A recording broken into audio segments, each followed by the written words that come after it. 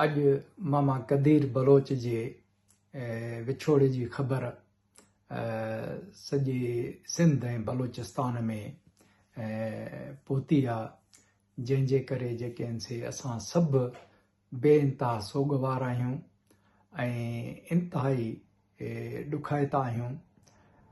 असां वर्ल्ड सिंधी कांग्रेस जा दोस्त बि साईं मामा कदीर, उनजे दोस्तनि, उनजी फैमिली, उनजे कुटुंब सां इज़हार यकजहती कयूं था।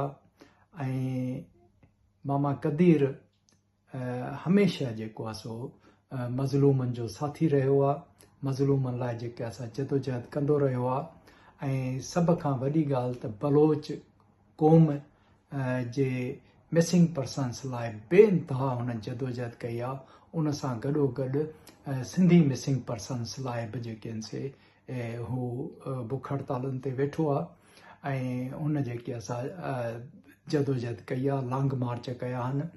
ऐं असां सां गॾु वर्ल्ड सिंधी कांग्रेस में यूनाइटेड नेशंस में जेॾी महिल यूनाइटेड नेशंस जा इजलास पिया थियनि, उन में जेको आहे सो हू असां सां गॾु बि जेको आहे सो शरीक रहियो आहे ऐं उन्हनि मुज़ाहिरनि में असां जेको आहे सो गॾु रहिया आहियूं, ब्रीफिंग्स में जेके आहिनि से गॾु रहिया आहियूं।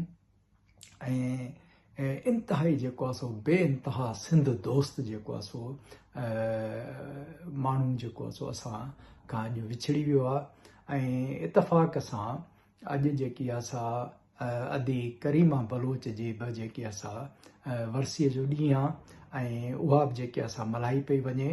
ऐं इतफ़ाक़ सां असां जेनीवा में असां सां गॾु जेके असां अदी करीमा बलोच ऐं मामा कदीर ॿई जेके आहिनि से गॾु रहिया आहिनि ऐं असां जेके आहिनि से उते जेके आहिनि से कचहरियूं कयूं आहिनि ऐं ॿई जेके आहिनि से बलोच क़ौम जा फ़र्द सिंध दोस्त जेके आहिनि से रहिया आहिनि। सिंध सां जेके आहिनि से उहे बि जेके आहिनि से एतिरो ई मुहबत कंदा हुया जेतिरी असां था कयूं।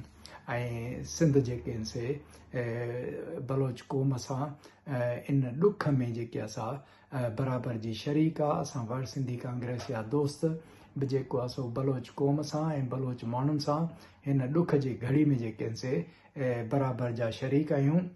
छाकाणि त ही मज़लूमनि जी जेकी जदोजहद आहे ऐं उन्हनि जा जेके आहिनि से हॾ ॾुखी जेके जदोजहद में पंहिंजी जान जेके आहिनि से ॾियनि था, उहे जेके आहिनि से कॾहिं बि जेके आहिनि से मरड़ा न आहिनि।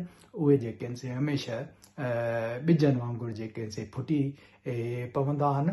ऐं अॼु जेको आहे सो मामा कदीर बलोच जो जेको जिस्म आहे भली बलोचिस्तान जी धरती में जेको आहे सो समाइजी वञे, पर उन मंझां जेके आहिनि से सवे हज़ारे जेके आहिनि से मामा कदीर जेके आहिनि से ज़रूरु पैदा थींदा।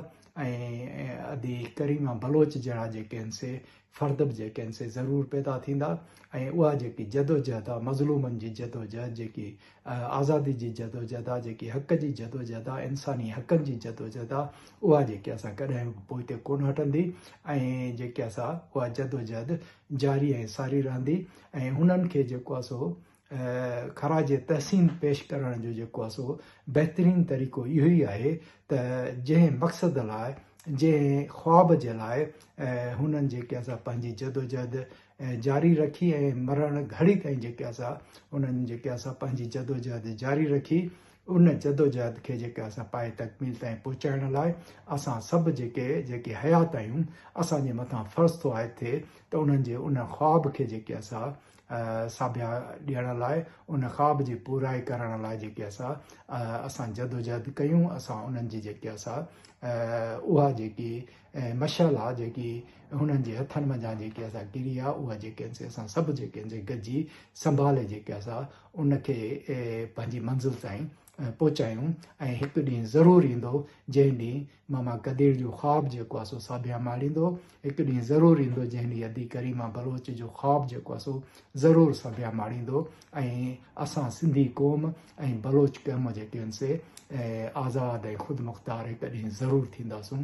ऐं उहो ॾींहुं जेको आहे सो ज़रूरु अचिणो आहे। ऐं उन ॾींहं ते जेके असां हू जेके आहिनि से पंहिंजे लाइ जेके आहिनि से ख़राज तहसीन जेके आहिनि से महसूसु कंदा, उन में तस्कीन महसूसु कंदा जंहिं ॾींहं ते सिंध ऐं बलोचिस्तान जेके आहिनि से दुनिया जे नक्शे ते आज़ादु ऐं ख़ुदि मुख़्तियार जेके आहिनि से बणिजी जेके आहिनि से उभरंदा ऐं सिंध जो झंडो ऐं बलोचिस्तान जो झंडो जेको आहे सो उहो जेको आहे सो दुनिया जे नक्शे ते हिकिड़ी आज़ादु क़ौम जी हैसियत में ज़रूरु उभरंदो।